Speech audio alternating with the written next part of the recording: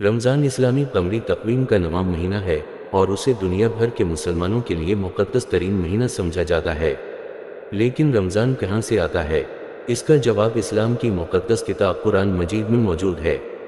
قرآن میں اللہ تعالیٰ فرماتا ہے کہ اے ایمان والو، تم پر روزے فرض کیے گئے ہیں جس طرح تم سے پہلے لوگوں پر فرض کیے گئے تھے تاکہ تم متقی بن جاؤ۔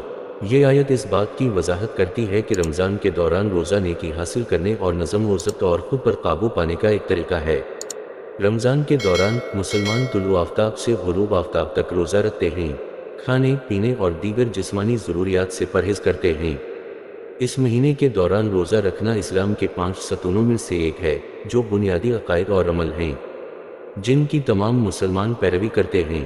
رمضان صرف کھانے پینے سے پرہیز کرنے کا نام نہیں ہے، یہ روحانی عکاسی، دعا اور اللہ سے جڑنے کا وقت ہے۔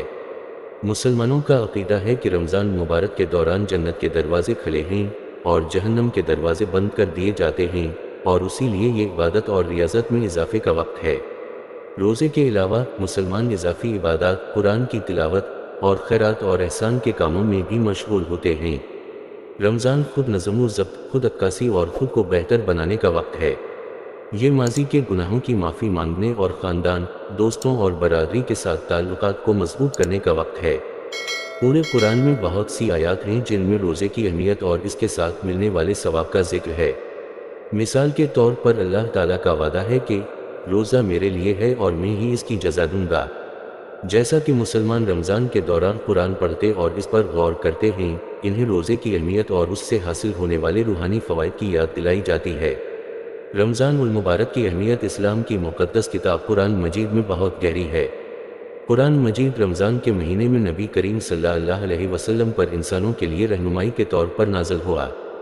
باب 2 آیت 185 میں قرآن کہتا ہے، رمضان کا مہینہ جس میں قرآن نازل کیا گیا، لوگوں کے لیے ہدایت اور معیار کی واضح دلیلیں ہیں۔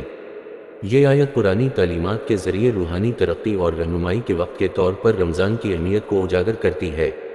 رمضان کے پورے مہینے میں مسلمان صبح سے لے کر غروب آفتاب تک روزہ رکھتے ہیں، کھانے پینے اور گناہوں سے پرہیز کرتے ہیں۔ روزہ کا یہ عمل روح کو پاک کرنے، ضبط نفس کی مشق کرنے اور کم خوش قسمت لوگوں کے ساتھ ہمدردی کرنے کا ایک طریقہ ہے۔ جیسا کہ مسلمان رمضان کے دوران عبادت اور غور و فکر میں مشغول ہوتے ہیں، وہ اللہ کے ساتھ اپنا تعلق مضبوط کرنے اور قرآن کی تعلیمات کے بارے میں اپنی سمجھ کو گہرا کرنے کی کوشش کرتے ہیں۔ قرآن کی ہدایت پر عمل کرتے ہوئے مسلمان بہتر افراد بننے اور معاشرے میں مثبت کردار ادا کرنے کی کوشش کرتے ہیں۔ رمضان نہ صرف ذاتی روحانی ترقی کا وقت ہے بلکہ عبادت اور جشن میں ایک دوسرے کا ساتھ دینے کے لیے ایک کمیونٹی کے طور پر اکٹھے ہونے کا وقت بھی ہے۔ قرآن کی تعلیمات کے ذریعے مسلمان اتحاد، ہمدردی اور ایمان اور لچک کے ساتھ زندگی کے چیلنجوں کا مقابلہ کرنے کی طاقت پاتے ہیں۔ ویڈیو دیکھنے کا شکریہ، اور رمضان اور اسلام سے متعلق دیگر موضوعات پر مزید مواد کے لیے ہمارے چینل کو سبسکرائب کرنا نہ بھولیں۔